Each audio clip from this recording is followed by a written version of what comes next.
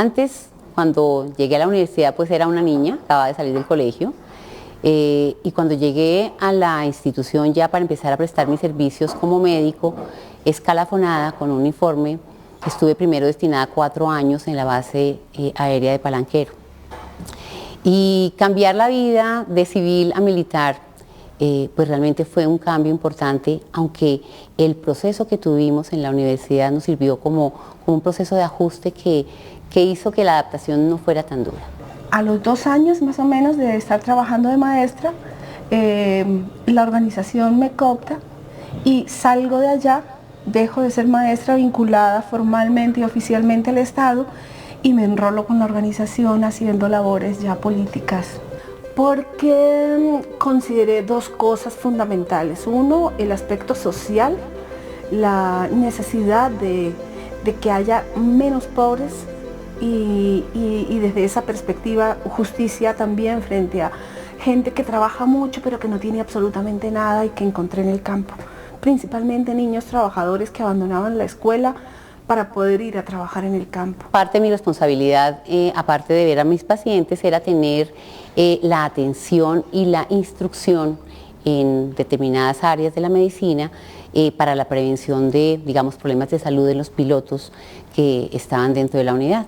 No existen instituciones que estén acorde con el tiempo libre que le queda a los jóvenes y ese tiempo libre es precisamente donde ellos empiezan a coger mañas y malos vicios.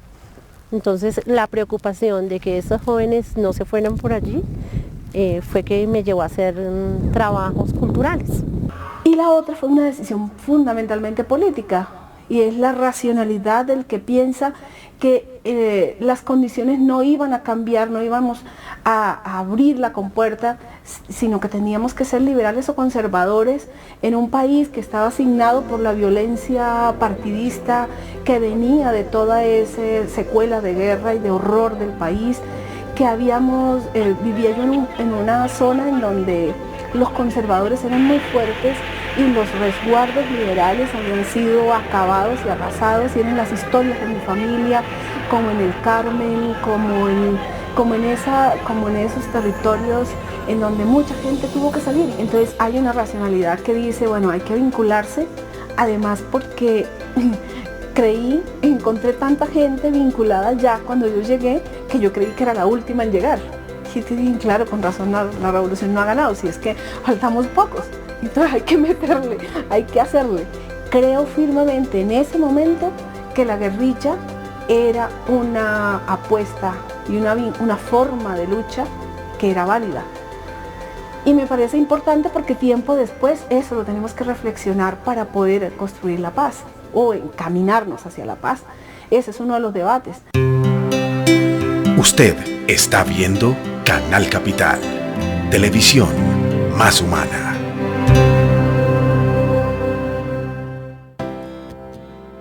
Vivimos nuestra sexualidad con amor y respeto. Nosotros decidimos con responsabilidad. Nosotros decidimos informarnos. Vivimos con compromiso nuestro proyecto de vida. Nosotros decidimos con valentía. Vivimos nuestra sexualidad a conciencia. Con responsabilidad y respeto. ¿Y tú? Infórmate, entra a www.procuraduría.gov.co. Estamos cumpliendo. Desde el 2010, los valientes militares de Colombia han hecho la diferencia. Fueron dados de baja los cabecillas de las FARC, alias Alfonso Cano y alias El Mono Jojoy. Fueron neutralizados 6.855 miembros de las FARC. Todo gracias a la labor del gobierno, las fuerzas militares y su liderazgo para dar mayor seguridad a nuestro país. Colombia va por el camino indicado. Usted está viendo Canal Capital, televisión más humana. Esa oportunidad fue importante porque los comandantes nos dieron la oportunidad a los médicos que estaban allá de volarnos en un avión de combate, de conocer la experiencia real de cómo era todo lo que estábamos diciendo con respecto a la hipoxia y a los demás problemas que se pueden presentar desde el punto de vista de salud en una persona que vuela. ¿Y cómo pasaba eso dentro de una cabina y qué elementos podía una persona conocer para prevenir accidentes y demás? Entonces esa fue una parte que me enamoró a mí de lo que es todo el ambiente aeronáutico. Yo tenía como varios sueños. Uno, yo fui deportista en la juventud, en el colegio, era de la selección del colegio en baloncesto y voleibol. Fui de la selección Ocaña en baloncesto y estuve llamada para la selección Norte de Santander en baloncesto también. Fui muy juiciosa en el colegio, entonces era de las de medallita al pecho todos los fines de semana. Mi carácter y mi perfil de rebelde no tiene que ver con el temperamento, entonces no soy de las que responde agresiva, no soy de las, digamos, como de las alzadas que dicen ahora los muchachos. No, yo siempre fui como muy tranquila, nunca tuve grandes deseos de irme de la casa, por ejemplo, que es como el fenómeno de rebeldía, quizá porque soy la mayor de los 6 hijos, pero digamos que esa es otra condición adicional.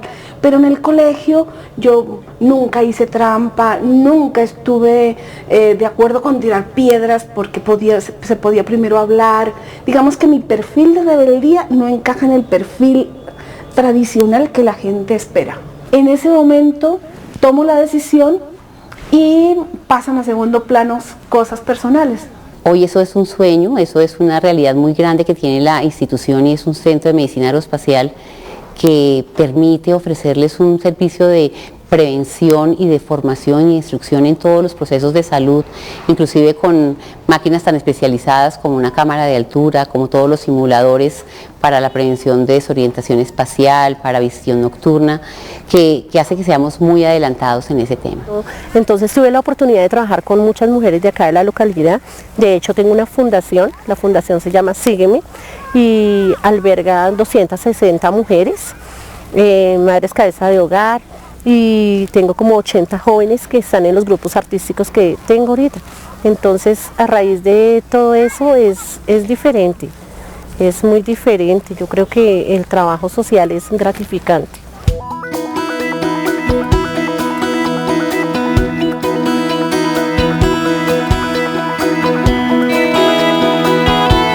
El Partido Comunista Marxista-Leninista sale del Partido Comunista de Colombia y en la década de los 70 es muy fuerte su accionar social. Entonces tiene una gran influencia principalmente en los movimientos sociales, en los movimientos campesinos, en los movimientos estudiantiles, y en la costa atlántica es muy fuerte. El EPL sale unos 2 años después, el partido se monta en el 65, el EPL en el 67, y principalmente la extracción campesina pesa mucho, igual que una naciente clase obrera conformada en su sentir. Quienes proveníamos de la clase media, éramos pequeños burgueses y teníamos que pasar por casi todas las pruebas para poder ser admitidos. Ese colador era muy estricto en sentido, digamos, en sentido físico, pero la organización casi toda fue muy masculina. La mayoría eran hombres en una actividad masculina. Lo que imperaba para que las mujeres pudiéramos ingresar era ese deseo de cambio en un país tan desigual como el que existe. Y yo creo que eso era un punto en común de todas las mujeres. A algunas mujeres les gustaban mucho las armas y creían en eso y eran muy hábiles en eso. Otras mujeres, y yo creo que mi fuerte fue mi relación con la gente. Son pocas las mujeres que estamos vinculadas. Pero el entorno en donde yo estoy, sí hay mujeres, y mujeres de diferentes estratos, digamos, en nivel de relación de poder. Fui la directora del Hospital Militar Central, tal vez el hospital más grande, digamos, de la parte de todo nuestro sistema de salud, y uno de los más grandes del país durante 4 años. Este fue un reto importante, porque era compaginar todo mi tema de conocimiento como médico, pero también con un tema dentro de una estructura militar, todavía con un uniforme, con una gran cantidad de mandos que, como ustedes saben, dentro de la estructura militar y policial son eminentemente masculinos, pues lograr tener esa oportunidad de trabajo, donde tal vez lo más importante es relevar que ha habido algunos hombres uniformados, generales, oficiales de alto grado, que han creído y que han tenido digamos, la confianza de darnos esa oportunidad a las mujeres. No soy yo la única, muchas otras mujeres han tenido esa oportunidad.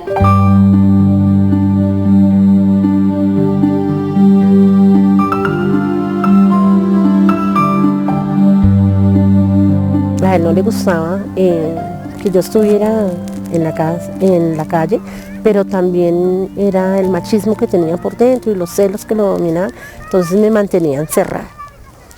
Y cuando él me mantenía encerrada y todo esto, pues empecé como a querer estar más afuera.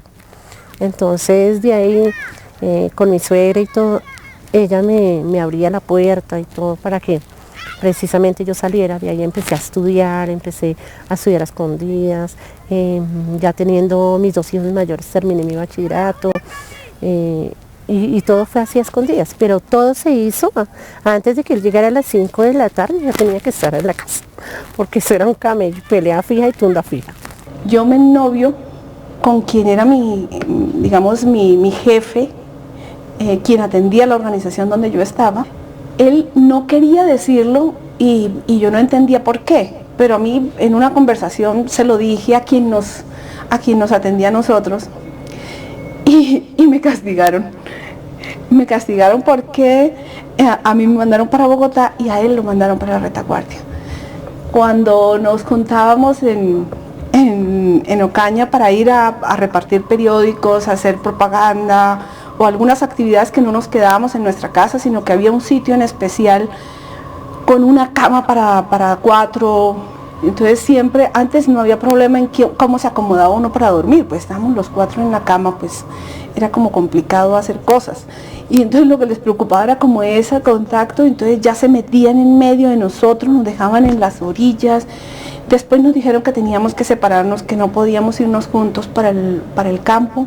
A mí me mandan a Bogotá y era como una especie de castigo porque Bogotá no era importante para la organización. Yo soy casada, felizmente casada, gracias a Dios, no tengo hijos, pues por la situación, por las circunstancias que se hayan dado, pero mi esposo y mi familia, digamos mis papás, mis hermanos, mi sobrino, tenemos una relación muy estrecha y tengo un núcleo familiar muy sólido que me acompañó pues esa primera parte antes de mi esposo en los primeros años de mi vida.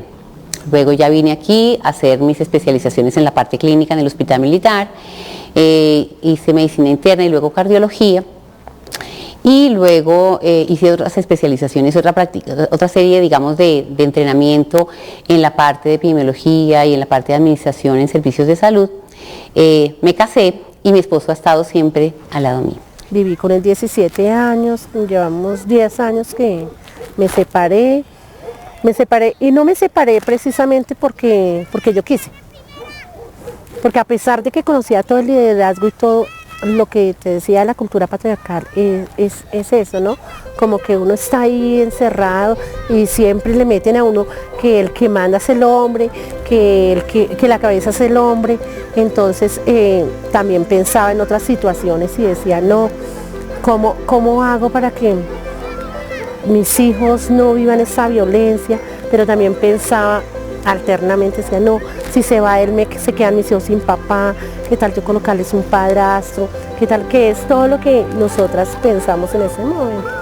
Pero pues llegó un momento que el tipo casi me mata, me enterró un cuchillo en la cabeza y todo, y mis hijos yo los veía corriendo, buscando, porque pues preciso es una zona rural, los teléfonos eran muy escasos, ellos pidiéndole ayuda a la gente, entonces todo eso como que me hizo como que reaccionar bien, ¿no? Transcurrió un año en donde nos vimos 1 o 2 veces por horas en ese tiempo y yo decidí romper, entre otras cosas porque en ese tiempo le pedí a los dirigentes del partido, y aquí en particular del Enver Hoxha, que era el regional donde ya yo estaba en Bogotá, él pedía que yo me fuera a casarme con él y nos fuéramos para Boyacá.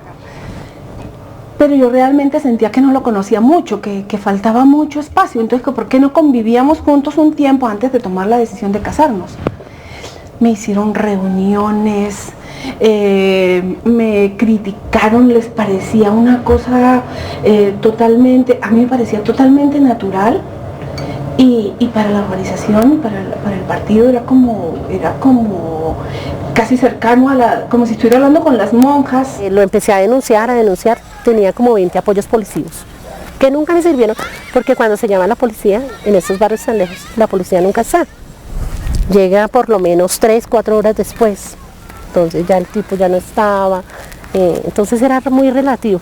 Pero entonces empecé a hacer un trabajo como de empezar a asesorarme bien y aprender un poco de derecho, y de pronto también con ayuda de las casas de igualdad, que también fue eso lo que empecé a conocer, las casas de igualdad, y haciendo empoderamiento para las mujeres, empecé a hacer el proceso y dije, no, vamos a mirar a ver cómo lo metemos a la cárcel. De hecho, estuvo en la cárcel. Después de eso tuvo demanda de alimentos y todo, y salió el año pasado, y no, pues el tipo es agresivo, el tipo me odia. Mi esposo es un cocinero maravilloso, yo también cocino, pero él lo hace mejor, ¿sí? Cuando yo estoy en mis actividades, y él también tiene su trabajo, pero si no puede hacer el mercado, pues él lo hace. Y creo que cada día estamos más evolucionando en eso. Yo no tengo hijos, pero las madres que tienen hijos, las mujeres que tienen hijos, también cada día compartimos más e involucramos más al hombre, porque le quitamos esa connotación de que eso no es papel para el hombre. Usted está viendo Canal Capital, televisión más humana.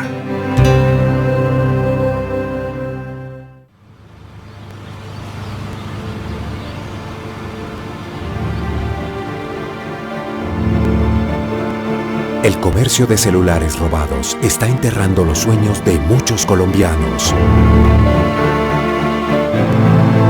No financie, no compre ni venda celulares robados. Detener el comercio ilegal de celulares también es su responsabilidad.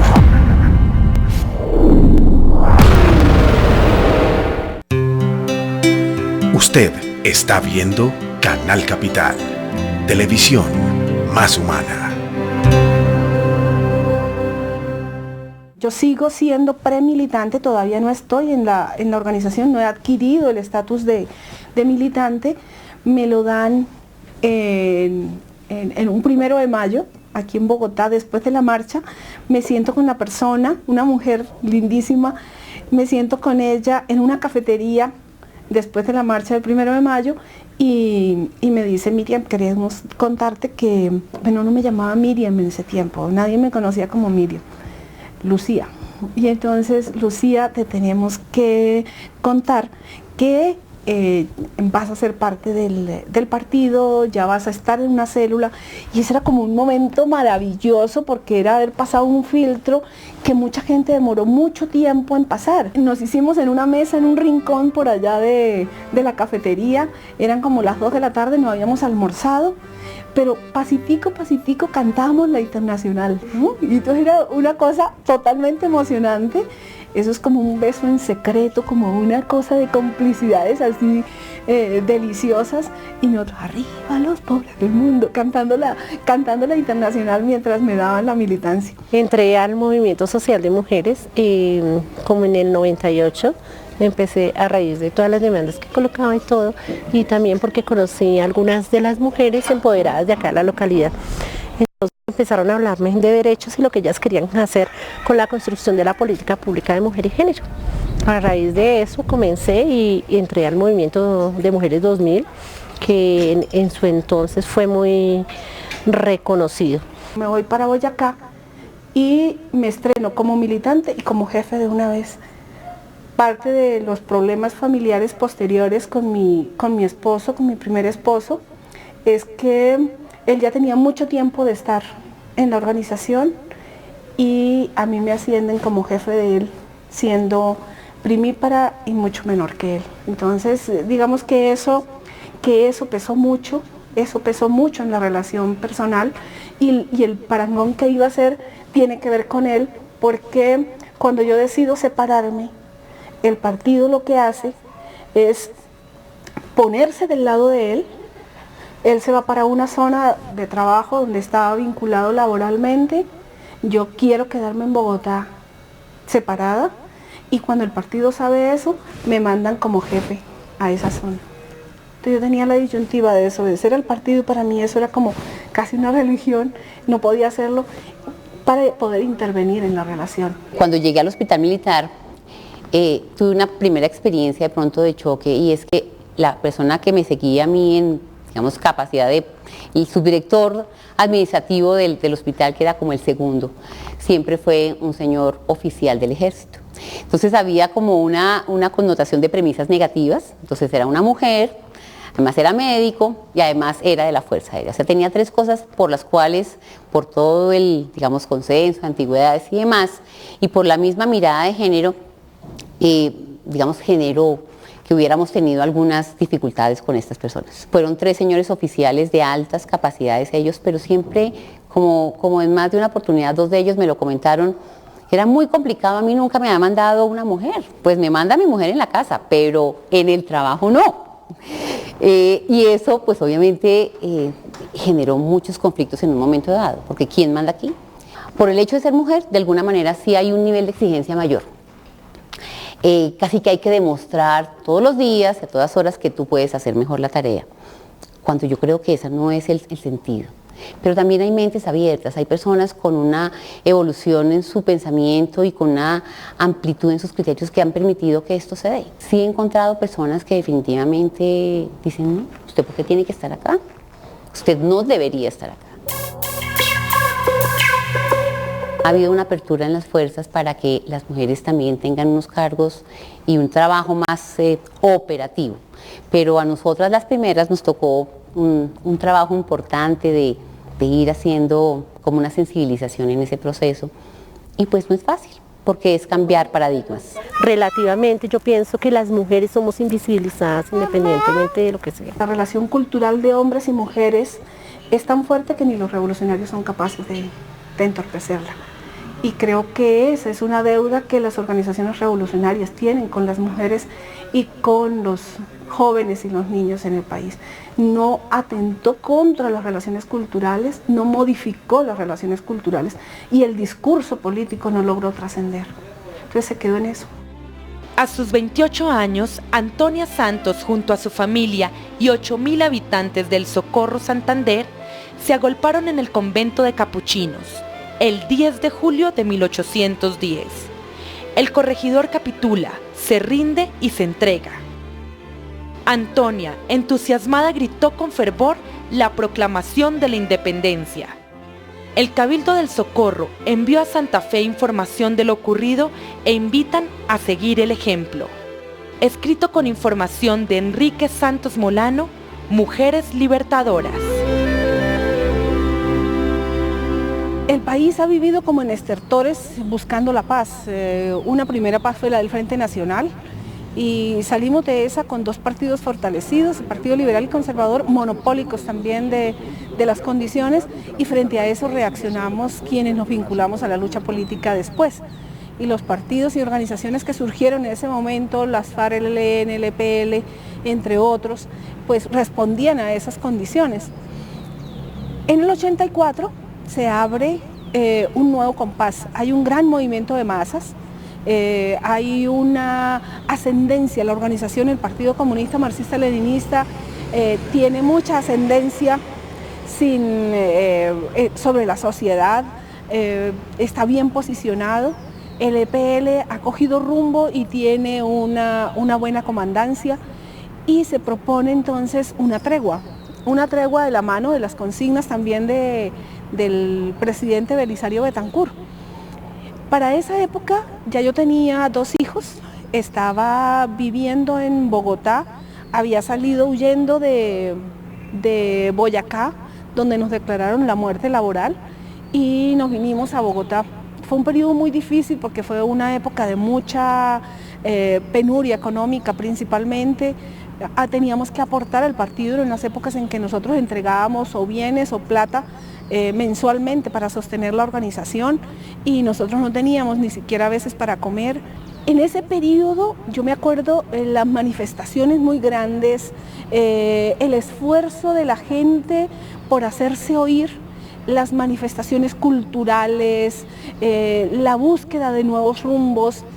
que la lectura que después se hace es, claro, irrumpen una gran cantidad de jóvenes a la organización con la propuesta de paz. Algunos ridiculizan el momento diciendo que solo nos dedicábamos a pintar banderitas y palomas en la búsqueda de la paz, pero en esa búsqueda se crearon organizaciones. Entonces no solo la UDR salió de ahí, sino que posteriormente se da paso al Frente Popular. De la tregua del 84 hay mucha gente muerta, de los casos más famosos el de Beatriz, quien estaba sirviendo de mensajera entre el gobierno y el EPL para esa tregua, tenía, no me acuerdo muy bien si tenía 6 o 7 u 8 meses de embarazo, la detienen, la torturan, la matan de una manera con sevicia. Volvemos a la clandestinidad, fortalecemos el accionar militar y no nos atrevemos a dar el salto. No nos atrevemos a dar un salto hacia adelante en la búsqueda y en la perspectiva, manteniendo las banderas. Si algo le recrimino, digamos, me recrimino, es haber dejado trunca la esperanza de la gente que llenó la Plaza de Berrío en Medellín, que llenó a Bogotá, que permitió liderar la organización, el esfuerzo de la izquierda en ese periodo, 83-84, con manifestaciones masivas y muy importantes. Nosotros nos retraemos y queda el movimiento, digamos, alborotado. Estamos por la paz, deseamos la paz, pero hay que luchar por los cambios que permitan la paz. Se va a proceder a la firma del acuerdo en este momento, va a firmar en primer término. La gente sí quiere el cambio, pero que no le cueste. La gente sí quiere que haya una nueva sociedad, pero sin poner mucho. Y la gente quiere la revolución, pero no meterse. Empieza un país a consolidarse en lo militar, a romper con la posibilidad política de interlocución con actores políticos, y ya cuando llega la época del 89, el M-19 dice, listo, vamos a la paz, que todavía no es muy sólida, pero en esa tregua surgen cosas que el país no olvidó, así no nos lo quiera reconocer. En 1991, pues aquí habían muy pocas casas, pero pues lo que se mostraba acá eran los grupos armados, tanto paramilitares como guerrilla. En esta época pues era muy difícil el acceso acá y todo, porque pues por los grupos de diferente tipo, que había unas cosas que no les gustaban a los unos, pero tampoco a los otros. Y empecé a trabajar con todo lo de los derechos humanos y a trabajar con los jóvenes. En ese año del 91 para el 24 de diciembre fue cuando una noche, siendo como las 10 de la noche, llegaron preguntándome a raíz de todo esto, que pues uno que le da como líneas a los jóvenes para que no se vayan para los grupos armados. Hay otras opciones, estudiar, hacer otra clase de cosas. Y pues a raíz de todo esto, pues me llegaron a buscar, me iban a matar, y alguien llegó y me dijo, escóndase que la estaban buscando, no sé qué. Me escondí entre unas zanjas y todo, pero pues pensé que no le iba a pasar nada a mi familia. Cuando entraron a la casa, sacaron a mis hermanos y se los llevaron. Y pues uno se sentía impotente, yo me sentía súper impotente, porque en esa zanja mirando todo que iba a hacer, y pues precisamente mataron a mis hermanos, los arrodillaron y les dieron 3 tiros en la cabeza. Usted está viendo Canal Capital, televisión más humana. Estamos cumpliendo. Desde el 2010, los valientes militares de Colombia han hecho la diferencia. Fueron dados de baja los cabecillas de las FARC, alias Alfonso Cano y alias El Mono Jojoy. Fueron neutralizados 6.855 miembros de las FARC. Todo gracias a la labor del gobierno, las fuerzas militares y su liderazgo para dar mayor seguridad a nuestro país. Colombia va por el camino indicado.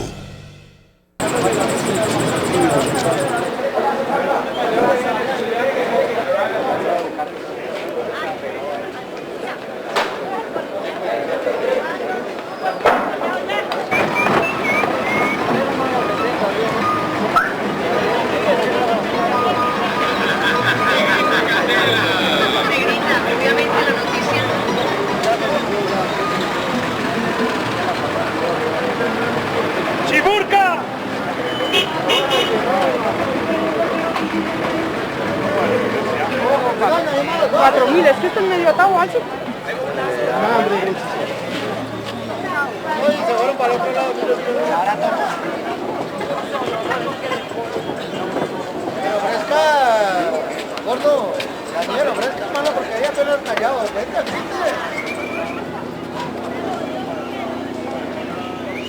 Canal Capital, televisión más humana. Este domingo 9 de septiembre, Jazz al Parque 2012. Los invitados internacionales, Joe Lovano, Screaming Headless Torsos y por Colombia, The Países Project. Transmisión en directo a partir de las 2 de la tarde, solo aquí en Canal Capital, televisión más humana. En septiembre Canal Capital celebra el mes de la paz.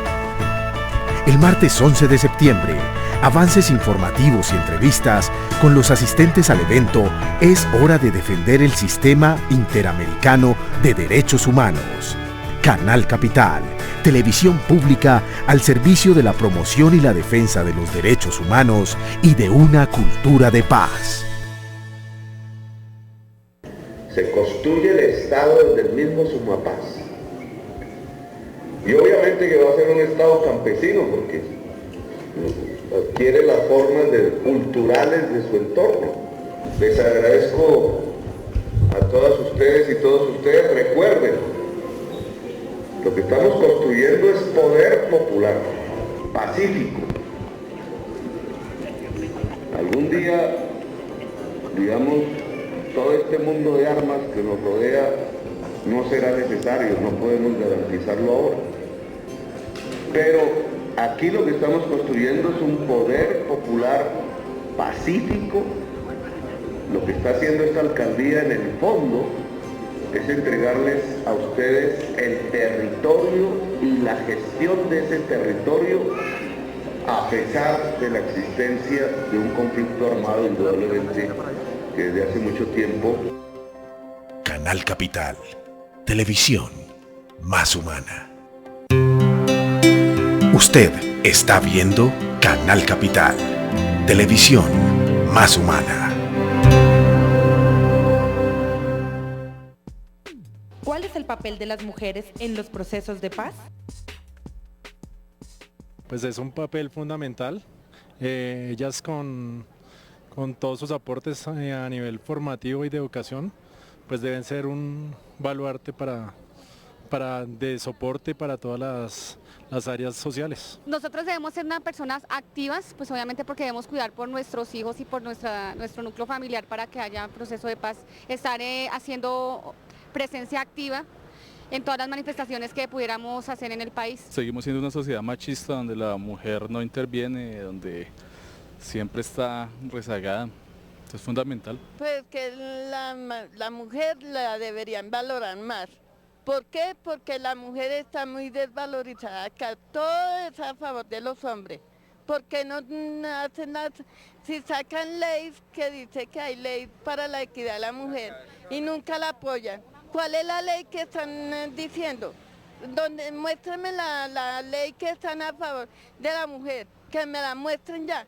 Las mujeres son cabezas de familia, o sea, es el eje principal de un hogar. Y si no las tenemos a ellas participando en procesos de paz, o sea, ¿a qué jugamos? Pues la verdad no sé qué sabía responder, no sé. Debe ser muy importante que la mujer se inmiscuya en los procesos de paz para un país que todos queremos que sea lleno de paz, sobre todo lleno de paz, de amor, y que las promesas que le hacen los políticos se cumplan. Una mujer puede aportar muchas garantías para que la gente sea muy solidaria, se ayude, humanitaria, ayudarse, facilitar la ayuda con todo el mundo. Dios mío, importantísimo. Desde que empecemos a las mujeres a gobernar, todo va a cambiar. Porque estamos siendo víctimas de la guerra, ¿sí? Nos están utilizando como parte de la guerra, por eso, digamos, las violaciones como parte de los instrumentos de guerra. Todas las mujeres, la mayoría de los desplazados son mujeres y niños, entonces el que nos tengan en cuenta es una parte fundamental. Son gestoras de conocimiento desde que los niños nacen, Entonces yo pienso que ahí se empiezan a inculcar los valores, los principios que posteriormente deben incidir en los criterios de paz que maneja el país. Nosotros las mujeres somos las mejores, que estamos sobre el proceso de paz porque no queremos que haya más guerra. Estamos aburridos de todo eso. Fui elegida como vocera regional y los argumentos que yo daba para que no me eligieran funcionaron a mi favor. Fue exitoso ese periodo, fue de las cosas más bonitas que me han podido pasar fue ese periodo, porque había la posibilidad de participar en política todos y quedó en la Constitución. Eso para mí vale todo. A partir de eso se han congregado organizaciones, asociaciones, grupos políticos, la posibilidad de candidatos independientes sin partido político. Digamos que para mí lo más valioso en la Constitución y lo que se logró fue esa posibilidad de participación en política, que era como la esencia de lo que queríamos. ¿Qué quedamos debiendo? Quedamos debiendo en lo económico, en la relación con las Fuerzas Armadas y en la construcción cultural. He tenido reconocimiento, pero también por los procesos de participación que hemos tenido. Estamos casi en todo, vamos al CLOS, vamos a la CLI, estamos con la alcaldía, conocemos de la alcaldía, hablamos de política también, porque no solamente es, yo creo que Colombia también, algo que es, o sea, que tiene que aprender y las mujeres que debemos aprender es de política. Y que en la política están precisamente los escenarios de decisión. Cuando llega el momento de la desmovilización, de la negociación y la desmovilización, a diferencia de mucha gente, para mí fue un momento maravilloso, ¿sí? Para mí fue un momento muy especial, fue un momento de encuentro con otro camino, no fue la pérdida y el abandono de un camino, fue la continuidad de los sueños, fue la posibilidad de construir nuevas cosas. Vivimos el periodo de la infancia dentro de la organización, donde la organización nos cubría todo, la organización amparaba casi todo. De hecho, también alcahueteó cosas y ocultó el ser humano, en lo personal, ocultó la identidad de las personas. Y cuando nos encontramos ya en la civilidad, teniendo que mostrarnos como somos, pues indudablemente que aparecen pues los pequeños problemitas que tenemos todos los seres humanos porque no somos perfectos. Allá éramos hermanos y por estar dispuestos a dar la vida también éramos héroes.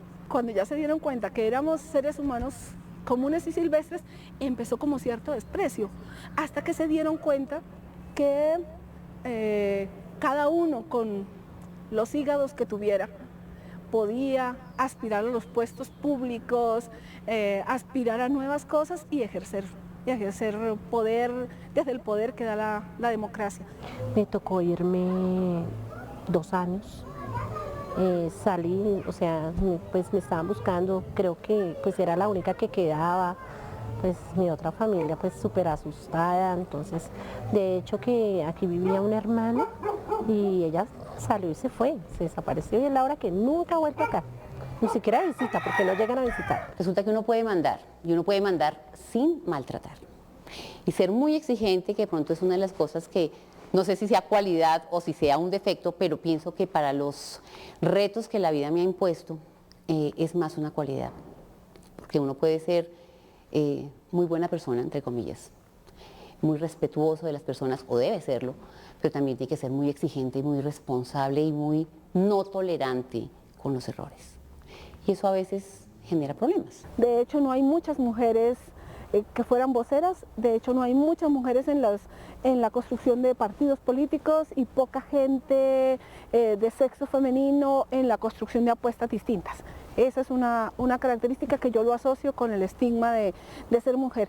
Desde la construcción de la política yo creo que fue como una ganancia para las mujeres, para garantizar las acciones de las mujeres que no se veían reflejadas en ningún lado.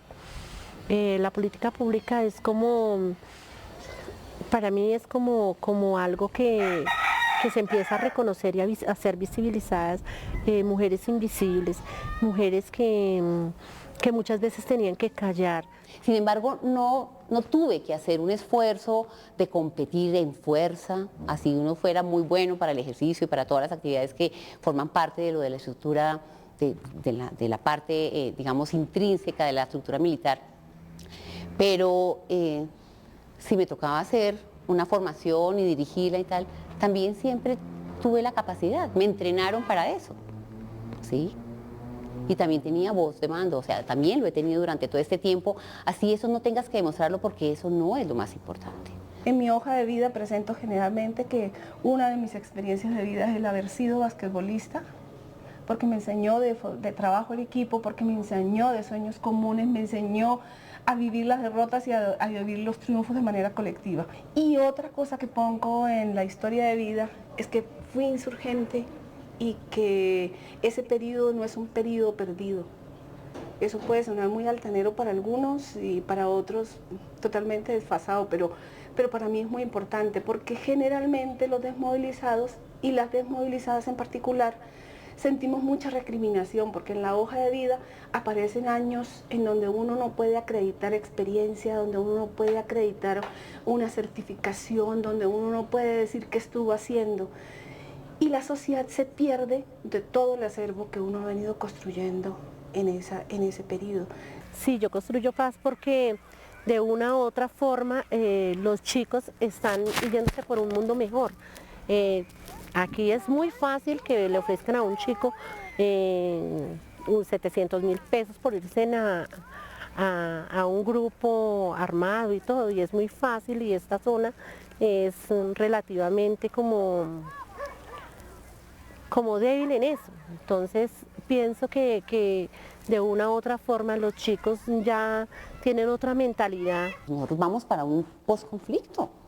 Y el día que todos nuestros hombres y mujeres ya digamos no tengamos que desarrollar una actividad de estar contra el conflicto, en guerra, todas estas situaciones, sino que formemos parte de una sociedad activa que quiera seguir progresando y prosperar, también tenemos que darles esos otros componentes. La gente tiene que saber qué va a hacer, cómo los formamos para que sean un soporte en la sociedad, en las situaciones humanitarias, en tanto que hay que hacer. Pero si son seres humanos que se respetan a sí mismos, respetan a sus iguales, ven a sus personas que están alrededor, a todas las personas que están alrededor de él, hombres o mujeres, o inclusive ahora que estamos hablando de la comunidad gay, porque es una realidad y tenemos que, como tal, empezar a hablar de tolerancia, hablar de respeto, y eso lo estamos trabajando también. ¿Por qué cree usted que no ha habido una mujer en el cargo de alta comisionada para la paz? Pues creo que está en proceso, es algo que se debe venir dando y con el tiempo pues vemos que las mujeres sobresalen. Lo que te decía, mundo machista, dirigentes machistas, un presidente elitista. Aquí se dan muchas situaciones, muchos intereses. Yo creo que las mujeres reflejan honestidad, transparencia y estamos en un nivel alto de corrupción en este país que yo creo que por conveniencia tener mujeres en procesos de paz y en altos cargos como comisionados, yo creo que para ciertos sectores no les convendría. Quizás porque ahí también puede ser mucha politiquería. Ay, no sé, porque aquí todo, bueno, sabemos todo lo que sucede a la gente que elegimos, porque los elegimos nosotros. Creo que nos equivocamos muchísimo eligiendo. En ese caso son dos hechos culturales, un primer hecho, el de ser mujer, y un segundo hecho es que la construcción de mujer la piensan pacífica, es decir, inactiva, es decir, pasiva, y no la piensan ni en la guerra ni en la paz, no existe. Yo creo que hay una evolución. Yo veo por ejemplo, la actividad y lo que el señor presidente está haciendo, de abrir espacios, obviamente el tema de la ley de cuotas para los ministerios y demás, pero eso, digamos, va en un balance. Pero ya hay una alta consejería para la equidad de la mujer, eso es un paso gigante. Y mira que si nosotros nos quedamos solamente con que sea un hombre o una mujer el que esté en una posición de esas, también ya estamos haciendo un tema de discriminación y ¿sí? No es solamente eso por el género, por el sexo, eso es por la capacidad de las personas y por el momento histórico que en el momento dado se dio. Entonces yo no creo que eso sea malo o bueno, uno no puede, pienso yo, y esa es una opinión muy personal, hacer un calificativo con respecto a una decisión de esa naturaleza. Pienso que vamos a tener un camino aquí. Pero también es la reivindicación de los derechos de nosotras. Yo pienso que por lo menos el derecho a una vida libre de violencia es es, mejor dicho, súper bueno acá, por lo menos la ley 1257, el que la conozcan las mujeres, todo lo que ahorita está saliendo es precisamente porque es que hay muchos hombres que son violentos. Yo creo que no hay mujeres que se le hayan medido al proceso de paz porque siento que no se les ha involucrado lo suficiente. No ha habido reconocimiento a los esfuerzos de las mujeres en los procesos de paz, ni como actores de la guerra que vienen a recibir, ni como mujeres que han trabajado, en este caso la 1325, que han estado trabajándola con mucha fuerza, pero no hay reconocimiento a ese esfuerzo. En el marco del enfoque diferencial de género, se busca prevenir, atender y reconocer situaciones que afectan la calidad de vida de las mujeres en el contexto del conflicto interno armado que afronta el país, así como restablecer y garantizar los derechos de las mujeres víctimas del desplazamiento forzado. Atender y garantizar los derechos de las mujeres que han estado vinculadas al conflicto armado y han dejado esa práctica. Política Pública de Mujeres y Equidad de Género en el Distrito Capital.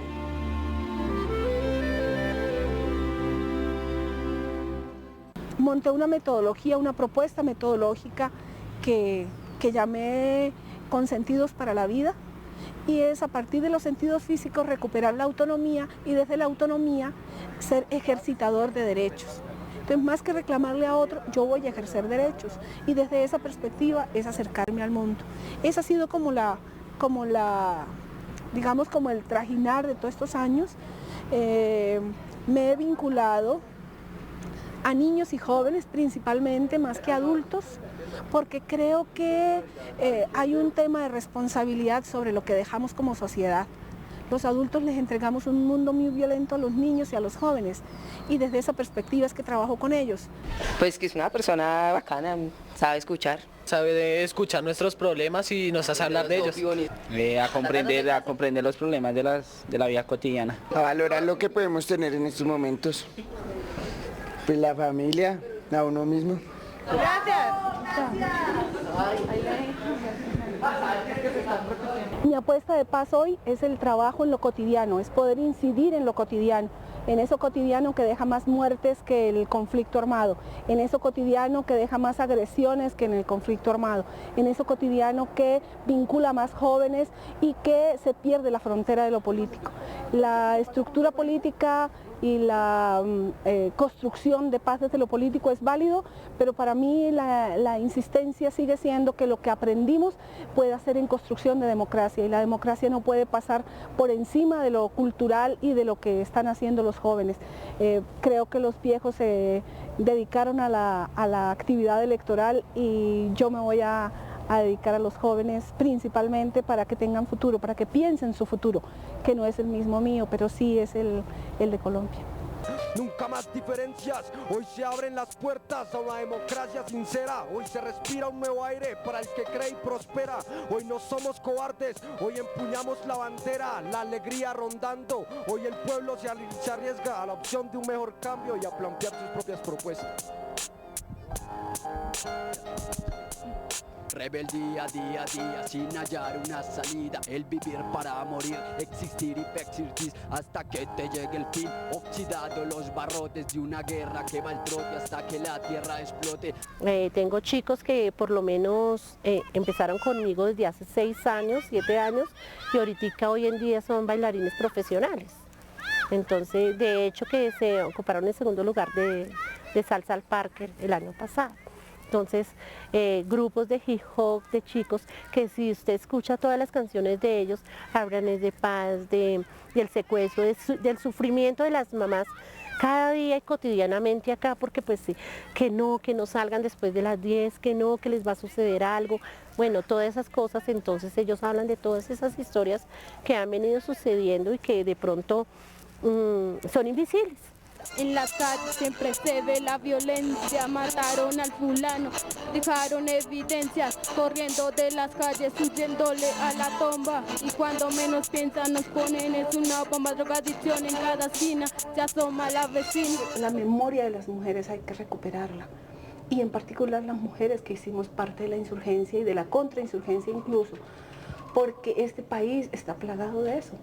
y en la medida en que se invisibilice, pues por un lado no se reciben todos los efectos, tampoco se conoce qué es lo que pasa, que es posible que se vinculen hombres y mujeres a la guerra y en particular mujeres, y el esfuerzo de construcción de país, de construcción de nación, de construcción de paz, pues queda, digamos, con unas bases tapadas por el tener que ocultar los hechos. Como mostrarle a los jóvenes, ¿no?, que en la guerrilla, los paramilitares y todo, cada cual ellos luchan por su causa, pero pues que hay otras alternativas que un arma para que ellos salgan adelante. A diferencia del proceso nuestro, yo pensaría que deberían haber como otras condiciones. Una primera condición es que se rompa una ley universal de las negociaciones, y es que la relación hombre-arma. En esa relación hombre-arma, solo los armados tienen voz y voto, pero los políticos que actúan alrededor de ese grupo armado se quedan sin posibilidades de intervención. Yo creo que si se rompe esa como eje de la negociación, se abren las compuertas para un diálogo distinto, para una negociación distinta que involucre a otros actores. No creo en que deba pedir perdón, somos gente, todos los seres humanos correspondemos a una época histórica, y así como tomé una decisión política para vincularme, tomé una decisión política para retirarme de la violencia y de la lucha armada. Creo en los cambios, que son necesarios los cambios. No creo que se haya construido la paz por la negociación. No creo que la paz sea un hecho de dejar las armas. Creo que la paz es un proceso, y a ese proceso le aportamos la desmovilización de la parte armada. Pero lo que queda por construir, solo los seres autónomos, libres y en ejercicio de derechos políticos son los que pueden hacer. De manera que un poco la responsabilidad que le entrego a los jóvenes es decir, bueno, ¿usted qué va a hacer? A usted le entregamos este país y yo quiero que usted no cometa los mismos errores que yo cometí, pero sea un sujeto político, sea un sujeto de cambio, sea un sujeto propositivo, sea un sujeto para el cambio de las relaciones que existen en el país. Creo que el país tiene mucho para ganar si todos los que pensamos en un país distinto estamos del mismo lado, así tengamos las rivalidades que hoy tenemos. El papel que de alguna manera nos podemos nosotras como mujeres, y ahí me quito el uniforme y solamente soy mujer, es digamos ese trabajo compartido de acompañamiento con el hombre, que le da la parte de fuerza, pero nosotros le damos la parte de fortaleza, para decirlo de alguna manera como en símil, para una construcción colectiva, una construcción de los dos, una construcción de inclusión y una construcción de respeto. Porque la única forma en que nosotros realmente vamos a poder decir que tenemos un país en paz, ¿sí?, es cuando empecemos a respetarnos todos como seres humanos, sin distingos de género, de orientación sexual, ¿sí?, de sexo, de etnia, de condición socioeconómica, cuando haya respeto dentro de todos los componentes de una sociedad. Sueño un mundo de paz. Considero que las mujeres no somos de la guerra. Necesitamos un territorio de paz, y ya es hora de que haya mucha paz aquí en Colombia. Entonces eso, pues yo creo que cada día que me levanto veo estos jóvenes, los veo llenos de sueños. Listo, uno va para abajo, pero ellos van para arriba. Entonces es como la motivación de ellos. Cuando me llaman hay eventos, hay no sé qué, entonces eso como que me llena más de fortaleza, y para seguir con ellos construyendo muchas cosas sin necesidad de una intolerancia. Y el país que yo espero vivir, y espero vivir muchos años, si Dios lo permite, es un país donde yo pueda vivir feliz y pueda desarrollar hasta el último momento mi proyecto de vida, aprender, ofrecer, servir, pero que quienes están alrededor mío, no solamente en mi entorno próximo, sino realmente todos como sociedad podamos también hacerlo. Sueño con un país incluyente, donde las mujeres puedan participar en igualdad, que no haya que pelear por cuotas, en donde ya estemos integradas, en donde ya seamos parte real y efectiva de las propuestas políticas, de las propuestas económicas, de los liderazgos.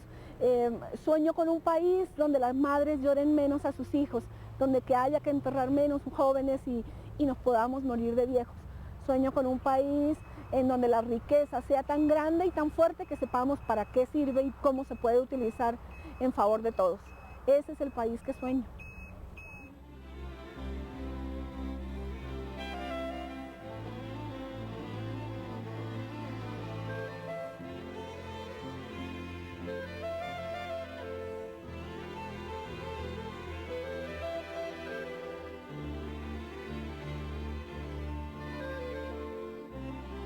No es un problema de la guerra y el conflicto que el fulano la rebusque y fere en su cosito. El problema es el siguiente: si paso por la calle son los ojos de la gente que me miran extrañados y piensan muy mal de mí. El sujeto que los roba lo vi en la TV, en los diarios, empuñando el dinero que yo gano, que usted gana a diario. Me dicen el vago por las letras que yo hago, sin pensar que este rap es mi único trabajo. Y al carajo la política y sus leyes que golpean los hogares del estrato más bajo. Deambulo por las calles sin saber cuál es mi rumbo, deambulo por el asfalto y llego a lo más profundo. Tristeza, cambiarla por felicidad es un poco complicado. Aceptar la realidad, actualicen ya sus mentes y sus mentes ya accionen. Recuerde que en el mundo existen muchas traiciones. Dolor en mi gente, ya. Este domingo 9 de septiembre, Jazz al Parque 2012. Los invitados internacionales: Joe Lovano, Screaming Headless Torsos y por Colombia, The Países Project. Transmisión en directo a partir de las 2 de la tarde, solo aquí en Canal Capital, televisión más humana.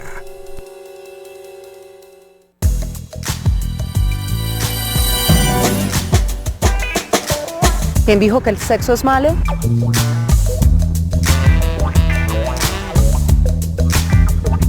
Aquí no comemos cuento. Tampoco creemos en las fantasías animadas del ayer y del hoy. Esto es Sexo sin Censura. El exceso de tabúes es perjudicial para la salud. Evite el consumo de ideas indemostrables. Artículo 4 de Sexo sin Censura. Sexo sin Censura. Miércoles 10:30 de la noche.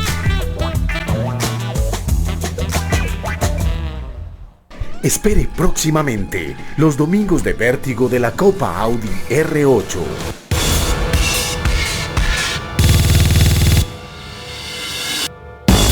La velocidad y la emoción de la competencia más emotiva del lejano oriente. La Copa Audi R8.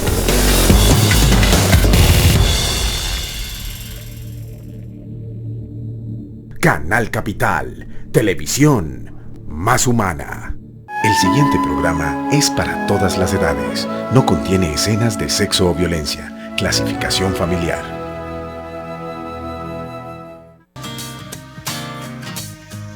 Siga con nosotros en Concierto por la Paz.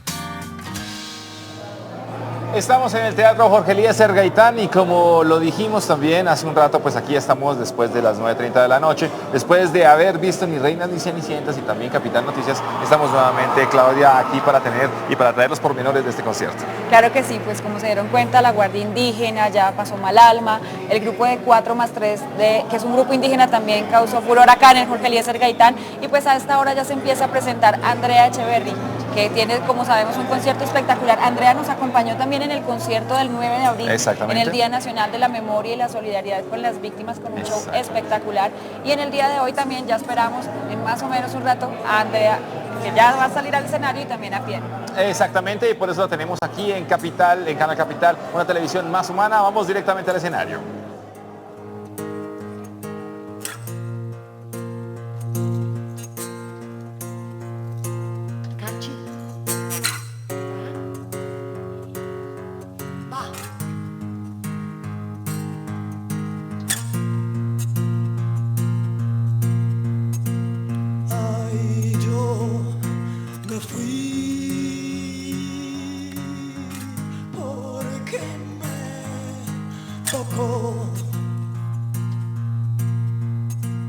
Ay, pero allí dejé mi corazón.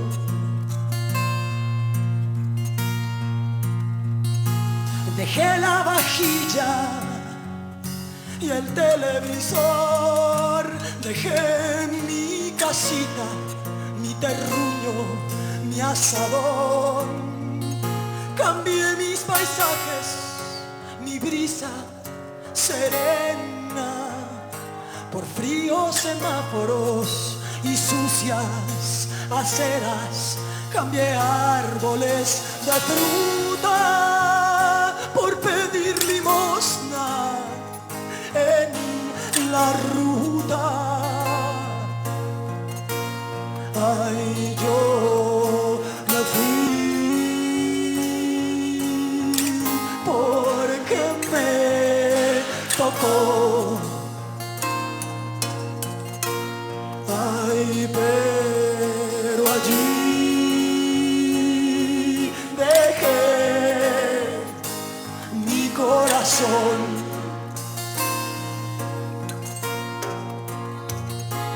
Dejé mis muertos sin enterrar. Por el río bajaba la subienda criminal. Soy viajero de ausencias, cargo a cuestas mi morral. Ay, llenito de miedo y de soledad. Pero si sigo vivo, por algo ha de ser. Pa'lante, pa'lante, errante diamante, un héroe ambulante para santo aspirante. Que el derecho se levante, la verdad escalofriante y sus misterios se destapen. La justicia haga parte de esta historia espeluznante. Que la fe radiante vuelva a acompañarte, valentía tan gigante y la fuerza tan brillante, tu pa'lante, tu aguante,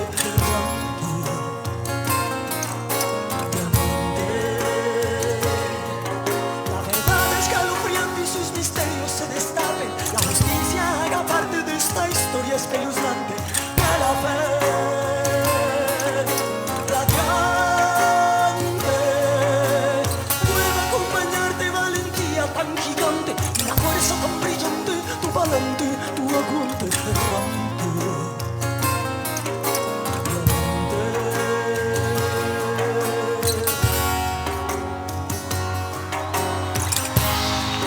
Tu pa'lante, tu aguante.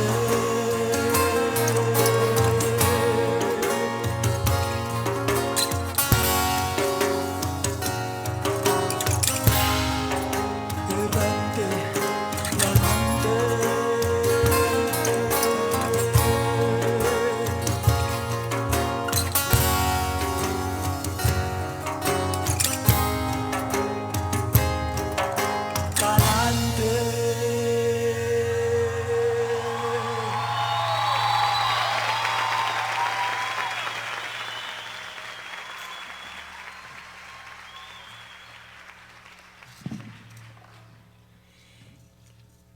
Buenas noches. Escogiendo el orden de esta noche, pues era delicado, ¿sí o qué? Pero pensé que chévere una como chistosa, pero que hable de algo muy profundo y que está como muy mal desde hace mucho tiempo. Porque yo creo que, bueno, la vaina del soldado chillando en primera página, o sea, eso pasó hace poquito, ¿sí o qué? ¡Qué boleta!, ¿sí o qué? O sea, parece chiste a veces, yo no sé. Bueno, pero la vaina viene desde 1492. Eso viene